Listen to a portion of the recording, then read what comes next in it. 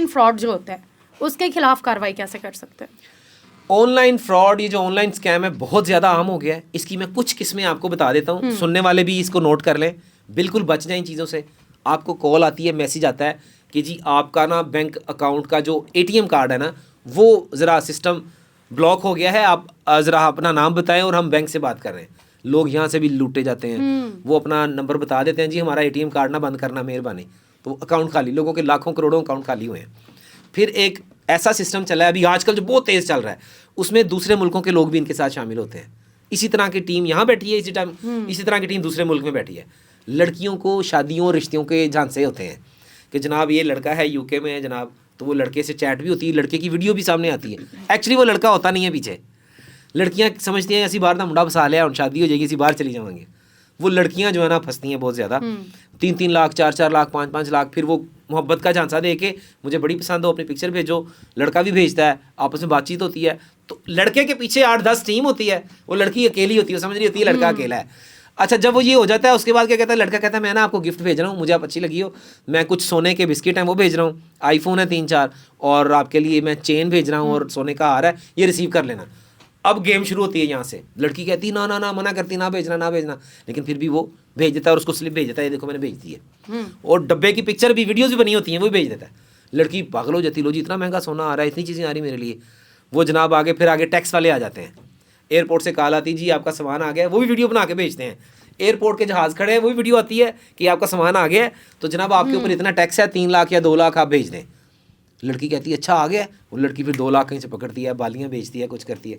वो तकरीबन 8-10 लाख तक जब लुट जाती है ना, फिर उसको समझ आती है कि सोना सामान तो कोई भी नहीं आया। फिर वो वकील की तरफ आती है। कितना बड़ा ये स्कैम है, कितना बड़ा स्कैम है। लड़कियां ऐसे झांसे में आती हैं।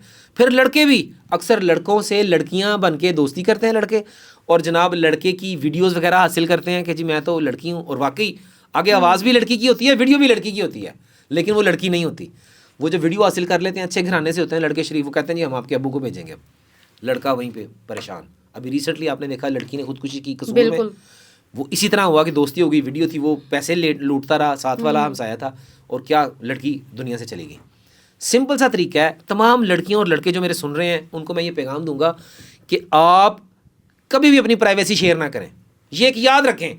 चाहे आपको, फिर एक और तरीका है, फ़ोन करेंगे जी मैं सब इंस्पेक्टर बोल रहे हैं, पीछे से सायरन चल रहा है, मैं जी वो ताड़ा पुत्र कितने गया, वो तो बाहर गया जी, और जी साढ़े कोल असीं फड़ लिया, कुड़ी दे नाल असीं इहनूं होटल 'ਚ फड़िया, दसो की करना जे, मुंडे नूं छड्ड दईए कि ना करिए, मैं साइड ते होया जरा, तुसीं भी साइड ते आओ। वो बाप परेशान हो जाता, माँ वाकई, तो वो बेटा असल होता नहीं उनका उनके पास। और ऐसा एक हमारे साथ भी हुआ है। बेटा तो वो काम पे गया होता है। अच्छा, वो बेटे को पूछते नहीं है, वो कहते हैं अच्छा इंज करो तुसीं 50-60 हज़ार रुपया तुम जायज़ कैश कराओ, असीं मुंडे नूं नहीं छड्ड देने। तो माँ बाप जाते हैं जल्दी जल्दी करा दें। ये भी एक स्कैम। तो बाद में पता चलता है वो लड़का तो काम पे गया हुआ था। हमारे साथ हुआ है। हाँ। फ़ोन थाने से आता है कि आपके पास जो ये फ़ोन है ये चोरी का है, तो आप थाने में आके ज़रा हमें बताएं। 2-3 दफ़ा आया, तो फिर मैंने उनको कहा जिस थाने वाले बोल रहे हैं ना वो खुद मेरे घर आके कर लें जो करना है। सही। तो ये मैं बता रहा हूँ कि लोग बहुत ज़्यादा, हमेशा लालच इंसान को मरवाता है।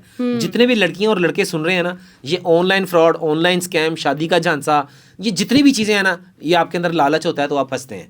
आप कहते हैं जी मेरे अकाउंट है ये वो, पैसे जितना आप संभाल के रखेंगे उतना नुकसान होगा। करना क्या है, अपनी प्राइवेसी शेयर नहीं करनी, अपनी तस्वीर किसी को नहीं देनी। फिर एक और काम जो अहम काम है, लड़कियों के खावन से थोड़ा सा मोहब्बत नहीं हो रही जी, खावन सीधा करने वास्ते आमिल बाबे लबना शुरू कर देनी है। बिल्कुल। फिर अगर खामन ने कोई काम कर दिया या उसको शक हो गया कि किसी लड़की के साथ सेटिंग है, वो आमिल बाबे ढूंढ। आमिल बाबे क्या करते हैं, ले आओ जी तस्वीर भेजो, पहला काम ही अपनी फ़ोटो भेजो, बंदे की फ़ोटो भेजो। फिर जनाब वो गलत किस्म की डिमांड्स, बिल्कुल, फिर वो लड़कियां करती हैं, पढ़ी लिखी ग्रेजुएट लड़कियां, यूनिवर्सिटी में पढ़ती हुई लड़कियां करती हैं अपनी वो पिक्चर्स भेज देती हैं जो नहीं भेजनी, काबिल इतराज़ है। फिर पैसे भी, आमिल साहब कह रहे हैं जी 2 बकरे चाहिए ने, ठीक है जी मैं भेज रही हूँ, मेरा बंदा राय रास्ते आना चाहिए, मेरी शादी नहीं हो रही जी, मेरा मुंडे नाल ब्याह होना चाहिए। तो ये आमिल बाबे भी लूटते हैं। फिर तो इनसे कैसे, इनको सजा कैसे दिलवाएं? इनको सजा सिंपल सी एक बात है, अगर कोई आपका ऐसा मैटर हो गया है, national cyber crime investigation agency NCCIA Pakistan में इदारा मौजूद है, आप अपने करीबी NCCIA में एप्लीकेशन दें, और एप्लीकेशन देने के बाद आप उसके ऊपर कार्रवाई होती है। अब NCCA में कार्रवाई कैसे करें, लड़कियां कहती हैं हम तो घर बता भी नहीं सकते, अब फंस गई क्या करें, वाले साहब को बताया, वाले साहब ने जानों मार देना है, भरा नूं दस्सिया भरा ने मार देना है। ऐसे ही है। सिंपल तरीका है NCCIE ऑनलाइन कंप्लेन भी आप कर सकती हैं, आप ईमेल भी कर सकती हैं। अगर ये नहीं हो रहा, आप एक रीज़नेबल एक लॉयर करें, लॉयर को उसकी जो मुनासिब फ़ीस है वो पे करें। लॉयर आपकी जगह पर पावर ऑफ अटॉर्नी लेगा, वो आपको कोई भी पावर ऑफ अटॉर्नी बनाएगा, या आपका भाई या कोई भी आप जिसको बनाना है, या आप लॉयर को ही बना लें। वो एप्लीकेशन दें, नेशनल साइबर क्राइम उठा के ले आएंगे, बड़े लोग काबू आए हैं, पकड़ लेंगे, पूरे पूरे गैंग पकड़े हैं, तो उनको सजा भी होती है। लेकिन लड़कियां डरती हैं कि हम अदालत नहीं जाना चाहती, हम NCCIE हमारी वीडियोस सामने ना आ जाए, लड़का कुछ करना दे। तो सिंपल सा तरीका ये है कि अपनी इज्जत बचाने के लिए सबसे पहले तो चीज़ें शेयर ना करें।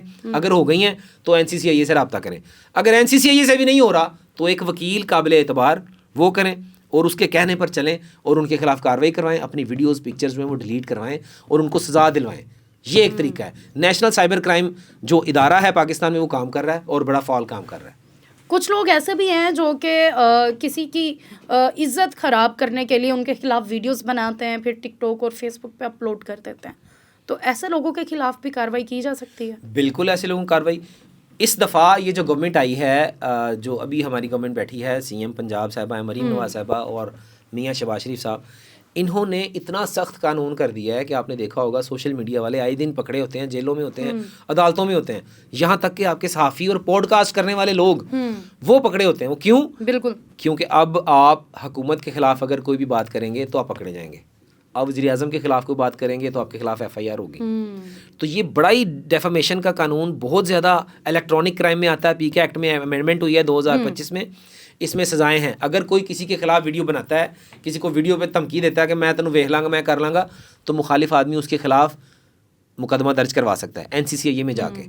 अगर मेरे खिलाफ कोई वीडियो बनाता है कि फैसल जट NJ अगर डेफामेशन करता है, तो आप फिर भी PK एक्ट के तहत कार्रवाई करवा सकते हैं। क्या साइबर क्राइम के ज़रिए जो सज़ा केसेस में जो सज़ाएं मिलती हैं वो स्ट्रॉन्ग होती हैं? क्योंकि हमारी ख़वातीन को यही इश्यूज़ रहते हैं कि अभी हम इस लड़के पे केस करवा रहे हैं, एज़ अ गर्ल अगर मैं आपसे बात करूं कि इस पे अभी मैं करवा रही हूँ, ये मुझे धमका रहा है, मुझे डरा रहा है, इसके पास मेरी वीडियोज़ हैं, तस्वीर हैं, लेकिन ये अगर वहाँ से बड़ा हाथ मारता है, लड़के तो यही डराते हैं ना कि मेरा बड़ा हाथ है, तेनू नहीं पता मेरा अब्बा कौन है, तो मैं किनू जानदा है, कि अगर लड़की को डर है, अगर ये बाहर निकल आया तो फिर मेरा क्या होगा?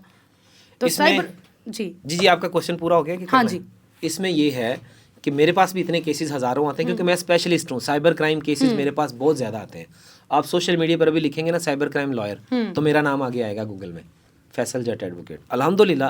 अल्हम्दुलिल्लाह साइबर क्राइम के इतने केसेस हल किए हैं मैंने, अल्लाह का बड़ा करम है। बड़ी बच्चियों की इज़्ज़तें सेफ़ हुई हैं, बड़ी बेटियों के मामलात मैंने हल किए हैं। सिर्फ ये होता है कि थोड़ा सा आपको अटेंटिव होना पड़ता है। अक्सर ख़वातीन लड़कियां जो है ना, वो जब रब्ता करती हैं तो बड़ी हाइपर हो जाती हैं, तुसी हैं जो फलाना हो, मुलाजम हो साढ़े। एक तो वो ब्लैकमेल वहाँ से फंसी होती हैं, दूसरा वकील के ऊपर चढ़ाई कर देंगी। तो सिंपल सा तरीका ये है कि वो रब्ता करती हैं, मैं उनके मामला देखता हूँ, मैं NCCIE साइबर क्राइम में जाता हूँ। अक्सर ख़वातीन कहती हैं साइबर क्राइम में नहीं जाना, फिर अब क्या करें? फिर मुझे अक्सर लड़कियाँ फ़ोन करके कहती हैं जी है सिर्फ उन्होंने धमकी ला दे और डर जाएगा। अच्छा, मैं धमकी ला के वकील की धमकी ला के अगर तुझे डराना है तो तुझे किसी और ही धमकी लवा लो। तो वकील तो कानूनी काम करेगा, मैं तो लीगल काम करता हूँ। मैं क्या करता हूँ जी, आप कोई भी क्लाइंट रब्ता करता है, मैं कहता हूँ कि आपको सबसे पहले पावर ऑफ अटॉर्नी देनी पड़ेगी, मुझे अपना वकील करना पड़ेगा, फिर मैं आपका काम करूँगा। क्योंकि वो एक तो अपने घर वालों को नहीं बताया होता उन्होंने, दूसरा वो वकील के ऊपर सख्ती आ सकती है। तो मेरे ऊपर पहले भी इस तरह के मामला बन चुके हैं। तो मैं बड़ी एहतियात करता हूँ, ख़वातीन के काम करता हूँ। बड़े ऐसे लोग हैं जो एक लीगल नोटिस से डर जाते हैं, वो लड़की को बड़ा डराएंगे, ये मेरा SHO, मेरा चाचा है, मेरा फलाना है, मरीम नवाज का असिस्टेंट मेरा जरा कज़न है। तो वो लड़कियां डर जाती हैं। साढ़े जज भी अपने, पुलिस भी, वो बेचारी लड़की ने तो बाहर देखा ही नहीं होता, उसको पता नहीं होता। लेकिन वो जब हम इसको टेकअप करते हैं, हम जब देखते हैं इसको कानूनी तरीके से, उसकी हवा निकल जाती है, माफिया पाँव में पड़ जाते हैं कि साड़ी जान छड़ दो वकील साहब। तो आगे आप कुछ समझदार हैं।